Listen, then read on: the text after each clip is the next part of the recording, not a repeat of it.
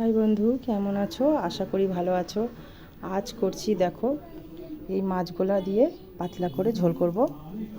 ছোট মাছ আর একটা বাটা মাছ আছে। দেখো তোমরা কেমন করে করি ঝোলটা। এখন একটু ভেজে নিব।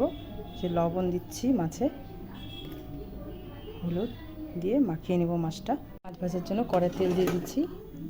মাছগুলো এখন ছেড়ে দিচ্ছি।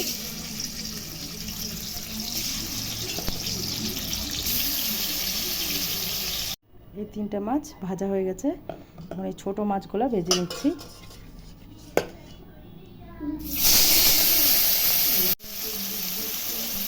মাছগুলো সব ভাজা হয়ে গেছে। এখন এই যে সবজি কেটে নিয়েছি, দেখো কি কি দিচ্ছি। পেঁপে, পটল, আলু আর এদিকে বেগুন সবজি কেটে নিয়েছি।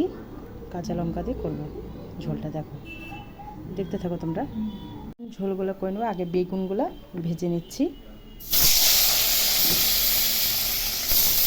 একটু আদা নিচ্ছি, জিরা, 4-5টা লঙ্কা বেটে নিচ্ছি। বেগুনগুলো ভাজা উঠায় নিচ্ছি। এখন এইদিকে সম্বারা দেবো, শুকনো লঙ্কা, একটু জিরা ফোড়ন দিব, সবজিগুলো দিয়ে দেবো। পেঁপে, পটল, আলু, সবজিগুলো একটু ভাজা ভাজা করবো ততক্ষণ একটু মশলাটা বাটি। সবজিটা ভাজা ভাজা হয়ে গেছে। এখন মশলা আদা জিরা লঙ্কা বাটাটা দিয়ে দেবো।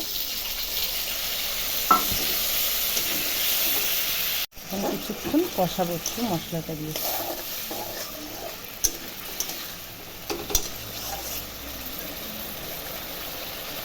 সবজিগুলো ভাজা ভাজা হয়ে যাচ্ছে। এখন জল দিয়ে দেবো। ঝোল দিয়ে দিচ্ছি। ঠিক আছে, এখন মাছগুলো দিয়ে দিচ্ছি।